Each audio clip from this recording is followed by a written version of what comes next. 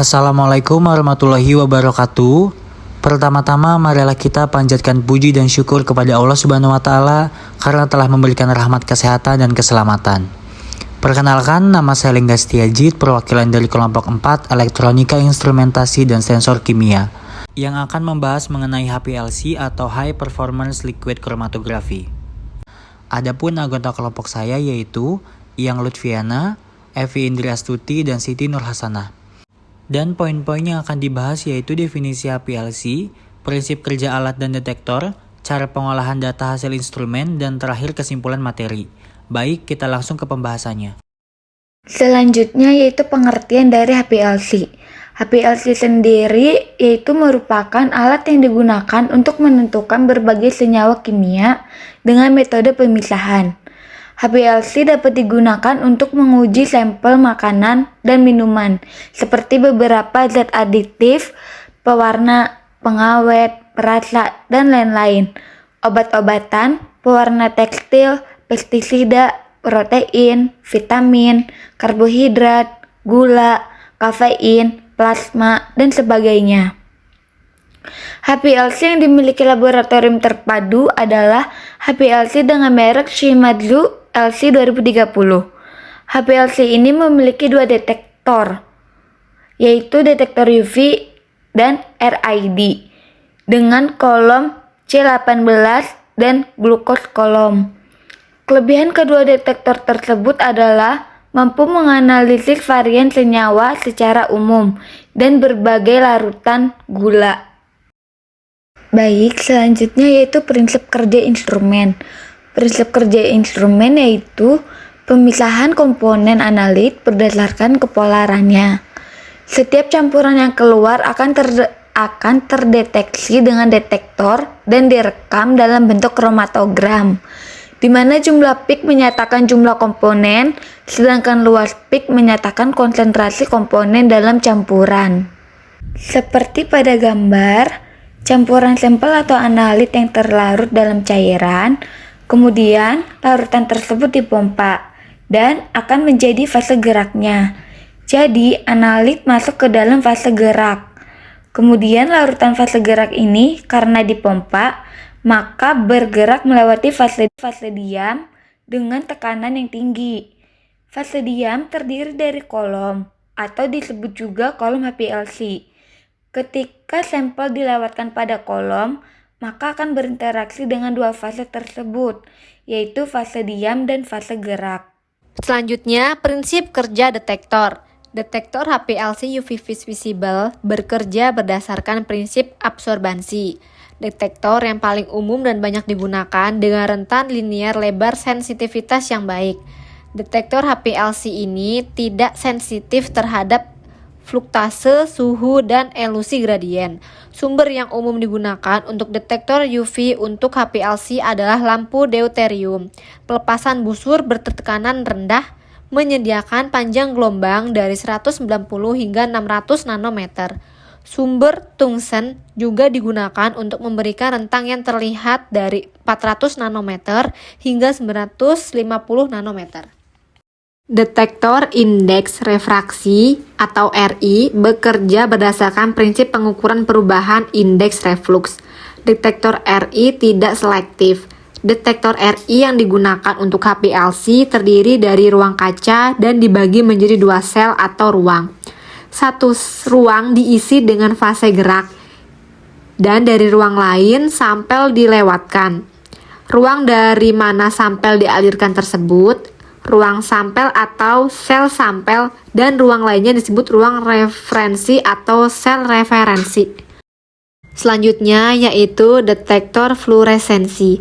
Ketika beberapa molekul menyerap energi cahaya, ia masuk ke keadaan tereksitasi, dan ketika elektron kembali ke keadaan dasar, emisi cahaya terjadi. Fenomena ini disebut sebagai fluoresensi. Detektor HPLC fluoresensi bekerja berdasarkan prinsip pendeteksian cahaya yang dipancarkan, dan konsentrasi analit berbanding lurus dengan konsentrasi analit. Selanjutnya adalah pengolahan data. Hasil pembacaan instrumen HPLC yaitu kromatogram.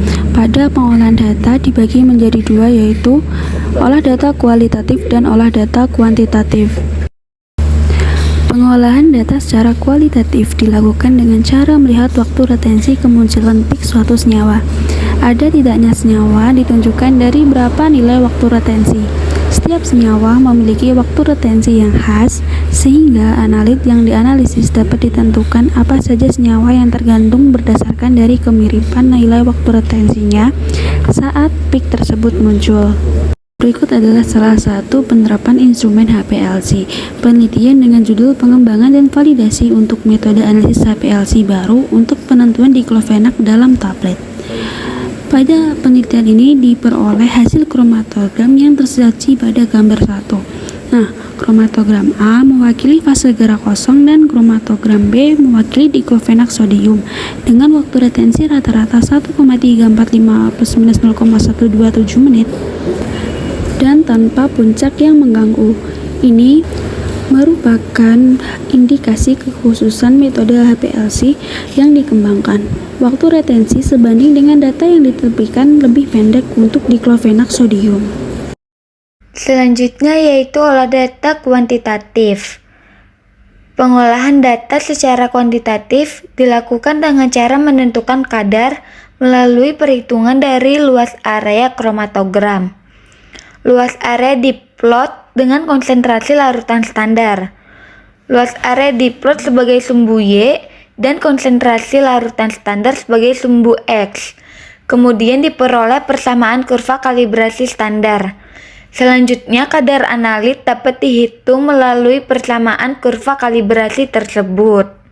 Untuk contoh, pada gambar pertama yaitu kromatogram HPLC lonjakan fase gerak dengan 50 gram per mililiter lidokain 1 atau disebut juga kromatogram A, dan kromatogram HPLC fase gerak yang mengandung 10 gram per mililiter DS2 dan 50 gram per mililiter lidokain 1 disebut juga dengan kromatogram B. Pada gambar yang kedua yaitu kurva kalibrasi standar diklofenak berkisar antara 10 hingga 200 gram per mililiter dalam fase gerak. Setiap poin memiliki rata-rata dari 6 penentuan. Dan didapatkan hasil konsentrasi 20 mikrogram per mililiter dengan rata-rata sebanyak 6. Untuk waktu retensi obat yaitu selama 1,345 menit dan untuk waktu retensi standar selama 0,32 menit. Untuk luas area yang obat sebanyak 1772,863 dan untuk luas area standar 1,212,927. Dan untuk konsentrasi 20 mikrogram per mililiter yang SD untuk waktu retensi obat selama 0,127 menit dan untuk waktu retensi standar selama 0,0023 menit. Untuk luas areanya yang obat yaitu sebanyak 49339,47 dan untuk luas area standar yaitu sebesar 28878,47. Yang terakhir yaitu RSD untuk waktu retensi obat selama 3,39 menit dan untuk waktu retensi standar selama 0,69 menit. Untuk luas area yang obat yaitu sebesar 2,78 dan untuk luas area yang standar sebesar 2,38.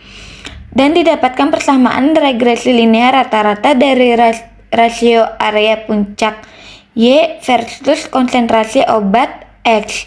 Dari diklofenak sodium biasanya dalam bentuk Y sama dengan AX plus minus B dan hasilnya Y sama dengan 0,0222X min 0,9196.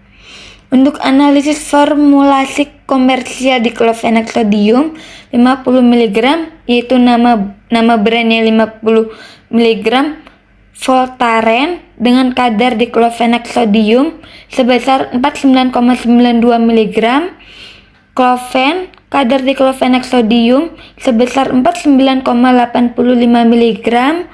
Voltaic, kadar diklofenak sodium sebesar 49,18 mg. Rapidus dengan kadar diklofenak sodium sebesar 49,75 mg. Dan yang terakhir Rofenak dengan kadar diklofenak sodium sebesar 49,82 mg. Yang terakhir yaitu kesimpulan, HPLC atau High Performance Liquid Chromatography adalah suatu jenis pemeriksaan untuk mengidentifikasi secara kualitatif dan kuantitatif suatu molekul dengan cara memisahkan analit berdasarkan kepolarannya. Dan kemudian dideteksi dengan menggunakan prinsip kromatografi dengan prinsip pemisahan, yaitu dengan menggunakan fase gerak cair yang dialirkan melalui kolom yang merupakan fase diam menuju ke detektor dengan bantuan pompa. Dan ini adalah referensi materi dari kelompok kita. Demikian pembahasan dari kelompok kami, mari kita mengucapkan hamdalah. Saya perwakilan kelompok 4 mengucapkan terima kasih kepada teman-teman semua atas partisipasinya dan saya memohon maaf apabila ada kekurangan dan kesalahan. Terima kasih untuk perhatiannya. Wassalamualaikum warahmatullahi wabarakatuh.